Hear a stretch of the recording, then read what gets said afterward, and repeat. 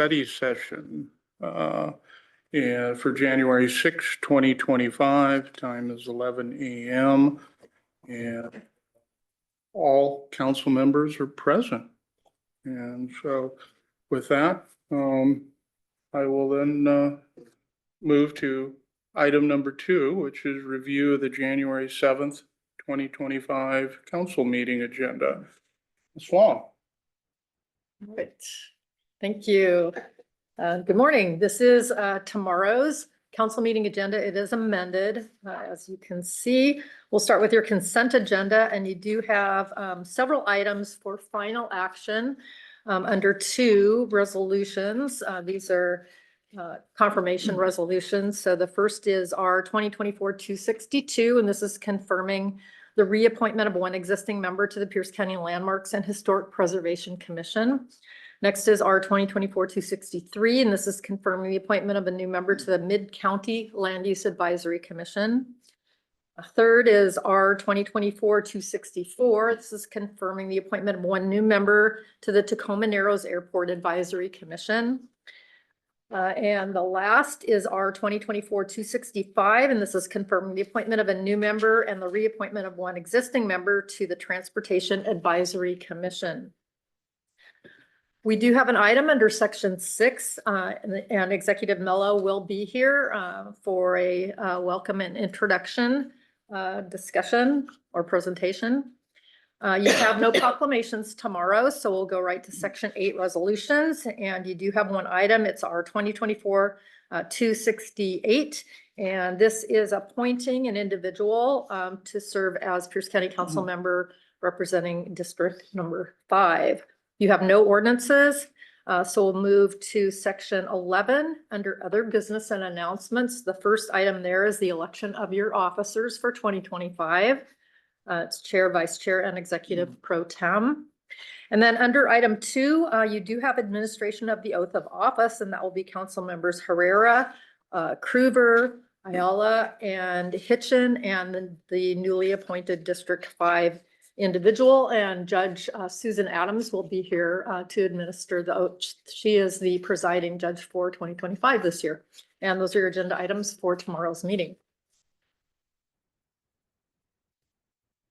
Okay, thank you, Ms. Long. Is there any questions that any of the council has pertaining to the meeting on January 7th?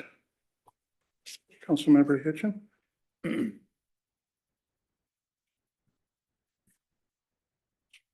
Dyer. Thank you. Thank you, Chair. Just wanted to make sure we kind of talked through the appointment process that had been discussed to make sure everybody was on the same page. As that'll be at the end of this. We're doing that under other business, correct? I just want to make sure it's going to happen. Never mind. Got it. Cold medicine, everybody. Sorry. Sorry. Okay. I wouldn't be here. Yep. I understand. Yep. Okay, is there any other questions pertaining to the agenda for January 7th? Any questions? We will probably have more discussions tomorrow at the study session. So, okay, with that, there are no grants, no, okay, no amendments. Nothing? Okay. We'll move to item number 3, review of the committee agenda for the week. Ms. Wong?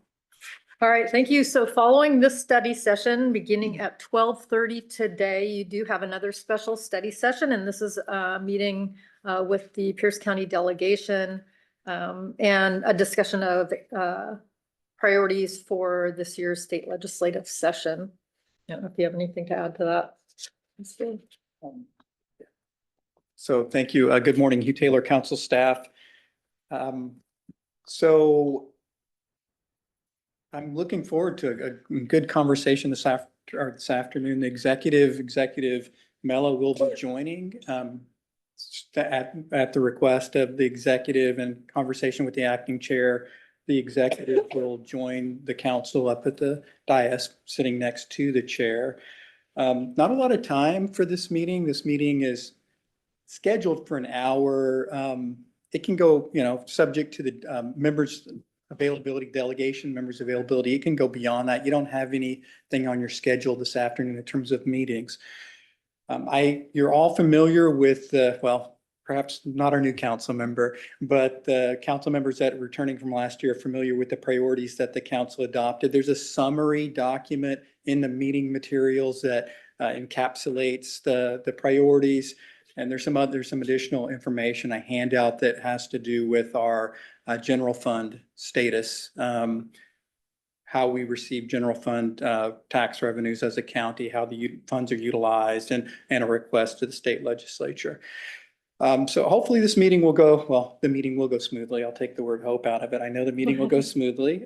We should have good attendance. A dozen or more delegates should be here. They'll be joining us via Zoom. There's a possibility that a handful may show up in person. They've done that before. So members are expected to be here in chambers for the meeting. So that's what I have. I'd be happy to answer any questions about this study session. We only do this delegate meeting once a year. Maybe we should do it more often, but this is our first one for 2025. Okay, thank you. And just so everyone knows, Mr. Taylor has scripted this pretty well. So we won't just be shooting from the hip when we do the introductions. And I think some of the council members have been suggested that they address certain issues. Let's try and keep them, tight and no more than 3 slides. Councilmember Denson. No slides. And Slides. so with that, it should go pretty smoothly.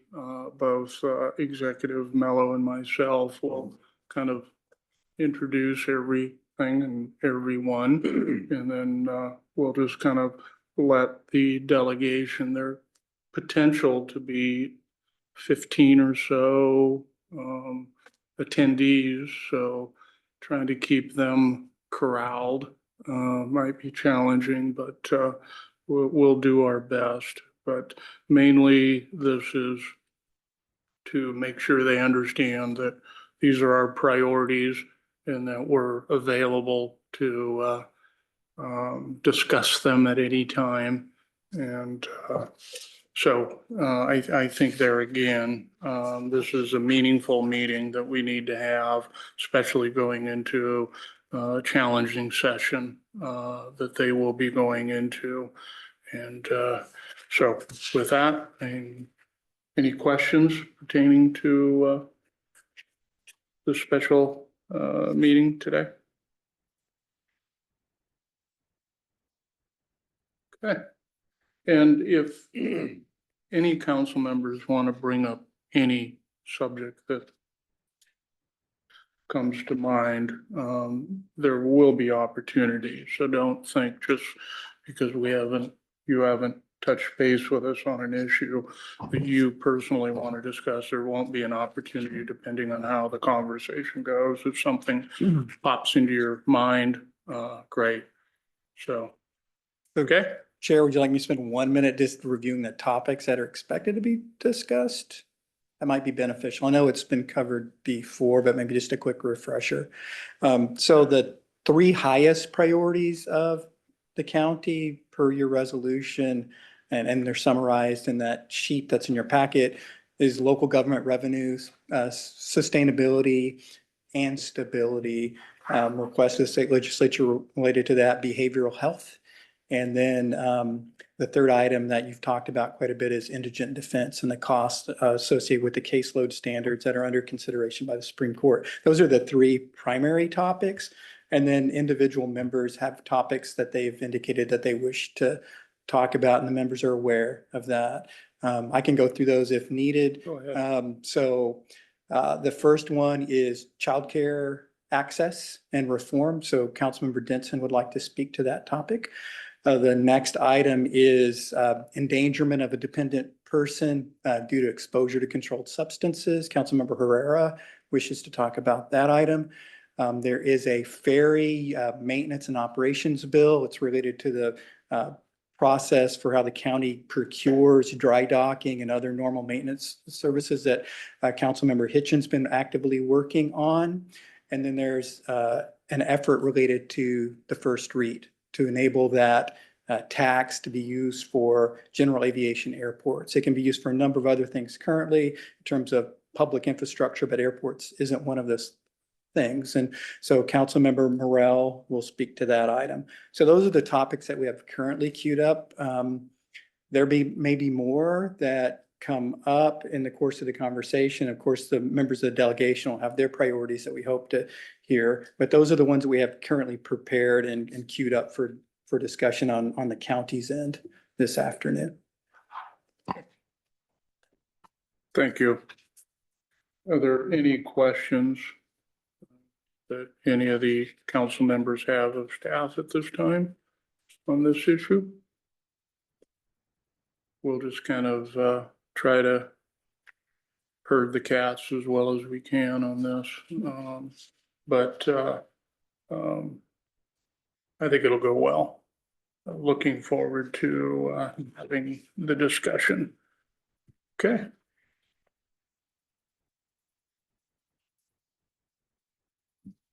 Okay, item number 4. Or excuse me. Ms. Long, you have a. We haven't finished the meeting schedule, so we just Okay. only Move got along. through Thank today. Oh, yes, we have an important So one. we don't have a lot more to go, but don't want to skip over it. So tomorrow, January 7th, our first meeting of the day is the noon study session. The usual items there, we'll be reviewing tomorrow's agenda again, external boards and commissions, if there are any, meeting, chair's topics, and then under other business, we have communication manager, PIO update, and there is also an executive session tomorrow. This is a matter of pending or potential litigation for discussion.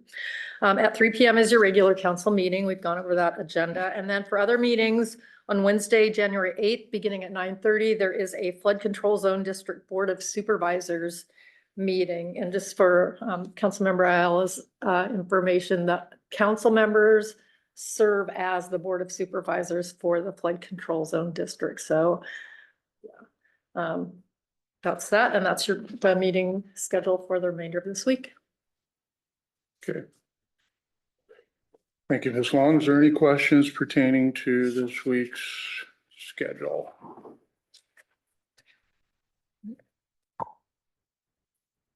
Not seeing any.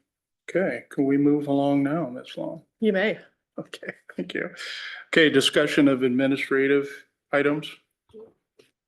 Taylor. Yes, thank you. Good morning again.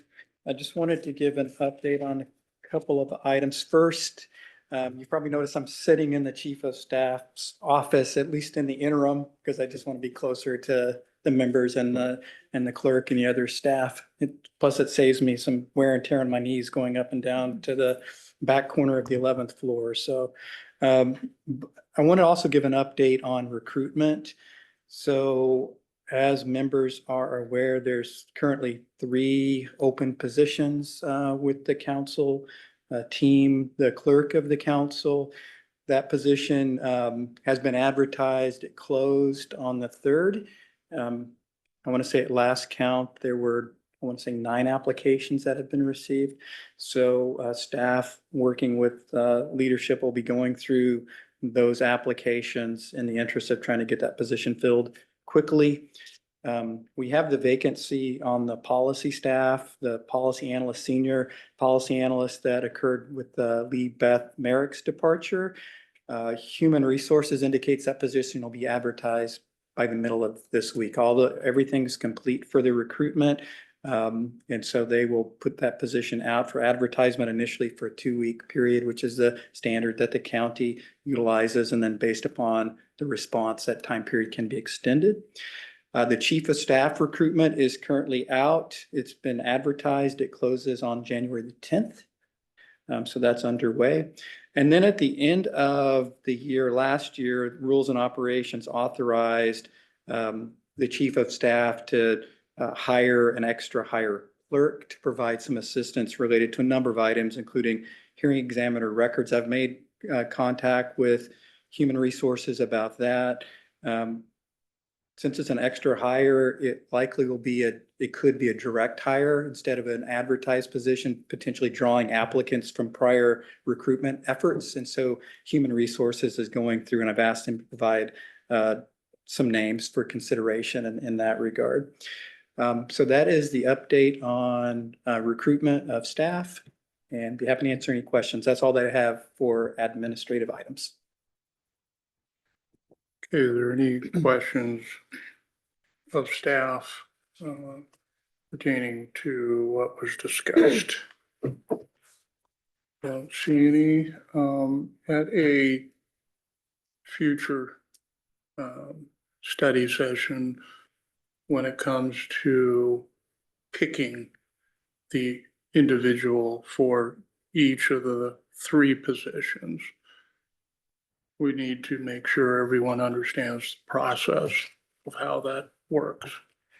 So thank you, Acting Chair Morrell. I will work with the leadership and other staff at that time to come up with a process that I'll present. The process will be different for some of the positions given the level of the position within the organization.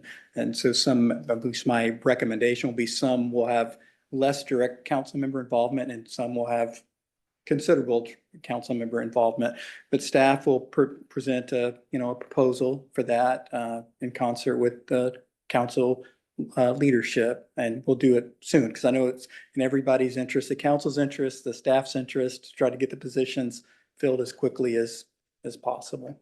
So. Thank you, Mr. Taylor. Yeah, and then I do concur that there will be different levels of engagement with the council prior to hire, but it will be interesting to see once everything closes, kind of where we're at with our choices. So, And I guess should have added, of course, the final offer to employ someone has to be approved by Rules and Operations Committee. So the council through that committee has the final determination. even the extra hire. Well, you've authorized the extra hire, so I can do the recruitment. But when it comes to the final hiring, their staff will present a motion to hire an individual for that extra hire position. Just for clarity, for the members and for myself, just to make certain that everybody's on board. Okay. So, yeah. Just make sure that everyone knows what's going on. So, okay. And moving to the most anticipated, number 5, other business. Don't know if Ms. Long is going to present this. Okay. Ms. Long. Thank you. So I was asked to provide an overview of the appointment process for the District 5 position. And I'll just start with a little bit of background. So you know that the resignation of Marty Campbell created a vacancy in District 5. Under both the Constitution and the county charter, when there is a vacancy in a partisan county elective office, the vacancy shall be filled by appointment by the council. The appointee must be from the same council district and the same political party as the council member whose office has been vacated. The appointment must be from a list of 3 nominees selected by the county central committee of that party. If a majority of the council cannot agree upon the appointment within 60 days from the date of the vacancy, which in this case is December 31st, the governor shall make the appointment and the governor has 30 days to do so. And the governor must appoint from the same list of 3. The county code, this is your rules of procedure, provide that the council shall interview each of the 3 people on the list submitted by the party in a regular or special meeting open to the public and shall make the appointment by resolution. So the resolution, the vehicle for making the appointment is on your agenda tomorrow. That's our 2024 268. And the names submitted by the party, I'm sure you all know this, but are Kimber Starr, Brian Yamby, I think it is, and Jeremy Williams. Those are the three on the list that you select for. So as far as one more thing. So the person appointed serves until the next general election. Whoever wins that election takes office upon certification and will serve the remainder of the unexpired term. So in this case, it would be the following November general election, and Councilmember Herrera is familiar with that process, having to run and then run again. So as far as the process goes, there'll be at some point a motion to adopt Resolution R 2024-268. In this case, the discussion was to have the interview of the three candidates be in more of a panel process. So the candidates would all be present in chambers rather than how we have done it. We've done it both ways, but they'll all be present. Each will have the opportunity to answer a question first, second, third, and then first, second, third. So 6 questions that will be asked by the council members. Again, that's up to you. So this is the proposed process for the interview. At some point, you'll take public comment. And again, you can decide on when that's going to occur, if it's right up in front, if it's after the interviews. And then you also have the opportunity to go into executive session to discuss the qualifications of the candidates. But you don't make the decision in executive session. You would have the discussion of qualifications, come back out, have further conversation and discussion in the meeting open to the public. And then at some point there will be a motion. So you have a motion to approve your resolution, and then there are 3 blanks for the name in the resolution. There's one in the title in section 1, section 2. So there, at some point, there'd be a motion to insert a name into the blanks in the resolution. And then once that is approved, there is the roll call vote on the resolution as amended. So it's a multi-step process. And it does require a majority of the council to approve. So do you have any questions? Any questions to the appointment process at this time?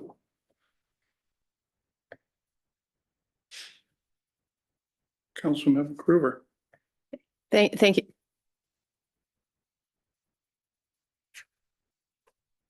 I think you have to push something to make me green. I got you. Thank you. Thank you, Chair. Before I comment, I'm wondering why would we do a panel where everyone stays in the room? Is there discussion on that? As opposed to having each member separate or potential member candidate? Councilmember Hitchin, do you have a comment? Thank you, Chair. The reality is that the questions aren't private when they're asked because they have access to them because somebody is hearing them. So if it's going to be open anyways, because people have technology, because the phone, we're on Zoom, they can see what's happening. They can know what's happening, which gives one member, whoever went first, a disadvantage, and those that went second and third, an advantage. So this way, everybody gets a question first, and second, and then third. Just because while we would hope that they would not listen in, the reality is we can't control what's going on and put them in a little black box somewhere where they can't see what's going on. So, and we are also planning on doing a reception after that, and there could be overflow. So it's just a lot of people to try and move around. So having it as a panel is really equitable. Nobody's everybody has a chance to be first, second, and third, and it's very even. Okay, because I would disagree in that I would, hearing other people's responses can interfere with the response that you would have, and I don't think we would be getting the real meat of the person when they're having to put together what other people have answered. I have to be trusting in that if they are in a separate room, whether or not they have their device with them, that they would not listen in and hear the other questions. And I would think that whoever is sitting in the room with them, that they would know if the other person was trying to find out what the questions were ahead of time. I just, having been in the situation as well with council member,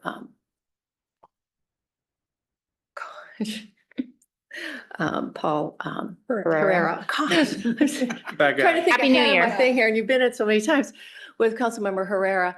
It's very uncomfortable to be in the same room when you're trying to answer the same questions and have an original answer to what is original to you. And if someone else has the same answer, it kind of takes away from your presentation, the way you would present it, what you would say.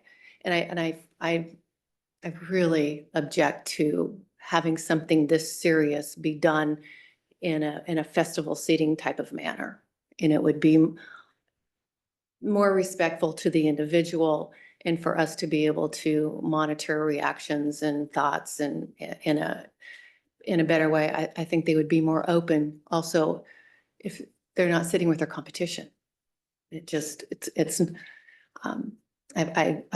find it to be not professional enough in this kind of situation. So I would appreciate if we had a one at a time, the others are sequestered until it's their turn. Thank you, Chair. Okay, is there any other comments or concerns about the process?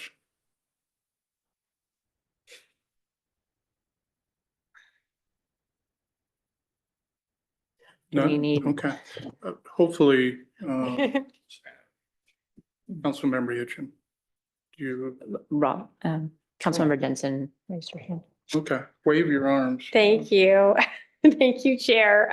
I can definitely see both ways. You know, we did the way that Councilmember Krueger suggested for the appointment of the 26th Legislative District Senator, and I know we've done that in the past. I can also see the idea of the panel, because I think when most of us were running for office, when we had forums or debates, it was a panel, and they did exactly as Councilmember Hitchin described. You each got to go first on a question.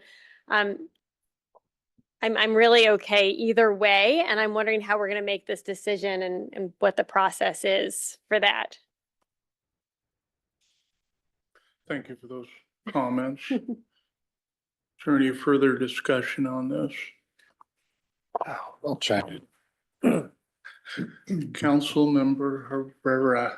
Thank you, Chair, Acting Chair. Just from experience, that didn't happen when we weren't checking our phones and we were just in the room right over here. But it is a little bit, I think when you don't know the answers or the questions ahead of time, you kind of come up with your own genuine reaction to it. And I think it's real important to see, because honestly, I don't know who these people are. And gives me more information on how they react to simple questions.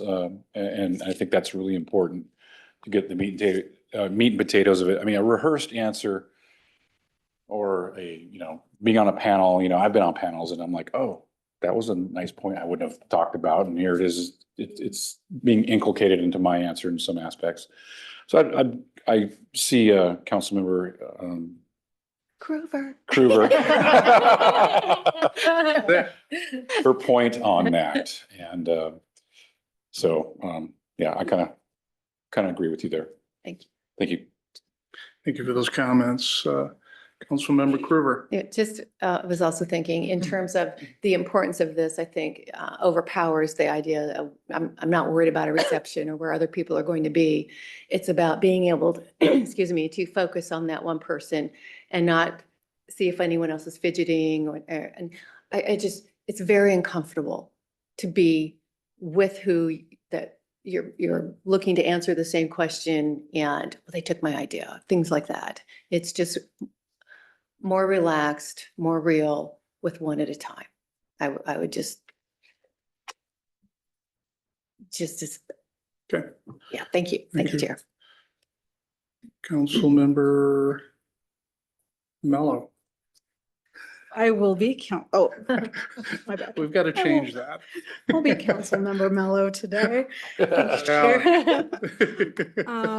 I very publicly, I just left an appointment process and do understand there are many aspects of this to consider. I think there is no right way or perfect way, so definitely want to disclose that. I think one of the beautiful things about having folks together is that we do get to see how they work off of each other. And as a council, that is something that we do ourselves. And I think it showcases something different and special. And at the same time, I mean, there are merits to both. Okay, thank you for those comments. Councilmember Hitchin. Thank you, Chair. I don't have I mean, I am fine switching it to having them out in the reception. Was just trying to do it similar to a forum type process. But if there are really strong objections, we just need to make sure that we get that information out to the possible appointees so that they are aware of the process. So we can follow up with them and then just make space for them to be. And then the assumption that I would have is that we would go in the sequence of the names that were sent to us. So Kimber Starr would be first, Brian Yamby would be second, and then Jeremy Williams would be third as far as when they come before us, because that was the order that was sent to us, and just looking for clarification if that's so. And then we would ask still did we get a sixth question from Councilmember Herrera? Not yet. Not yet. Okay. Or, I can still put one in. sure. It depends what the question is. Okay. yeah. I think we do need to make a decision. I think there again, my opinion is if we do bring them up separately, we don't have to rearrange the room for a panel type discussion. Just bring them up to the podium and give them the question. Have we got the confirmation that all three will be in chamber? I haven't received anything from the candidates. I don't know if any of the members have. Okay. We definitely need to follow up on that, that they will either be in attendance in chamber or via Zoom, so we can orchestrate everything. But I think unless someone has some more concerns, we'll just do it as individuals. And Okay. since that's kind of what we're used to doing.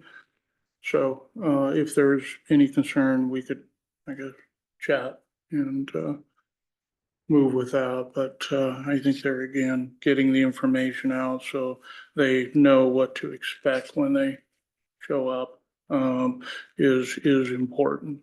So, okay, is there any other questions pertaining to this process? Just quickly, Councilmember Krueger. just thank you, Chair, to make sure I'm understanding. So was the assumption that they might hear the questions, or we're giving them the questions to think about ahead of time to answer? Okay, They would hear them or. hear them for the first time in chamber. Okay, good. Thank you. Okay. Thank you, Chair. Thank you for And Mr. clarifying that. Chair, could I add one thing before you Okay. move from this topic? So another note would be, and again, this is up to you, but if it's modeled on what we just recently did for 26th district, each candidate would have 3 minutes max per question. If that works for you, and we'll time that just so that you have the sequence of events there. Up to 3. Yeah, up to maximum 3. And question. there will be a timer. Yes, we'll use our regular timer. Okay. And then as far as the process goes, I envision this then going through the interviews. In other words, we'll just open it up to the appointment process. In other words, we won't move the resolution at first. We'll go through the interview process. Then we'll go through probably public comment and then executive session. Mhm. And then come back with no decision made. And then someone will make a motion On the resolution. and add a name. in Right, that you'd move the motion. resolution, so you get the resolution before you. And then there'd be a motion to insert a name into the blanks. Okay. And then another vote on the resolution as amended. Right, once the name's inserted, okay. Okay. Thank you. Seeing no further questions on that process, is there anything else?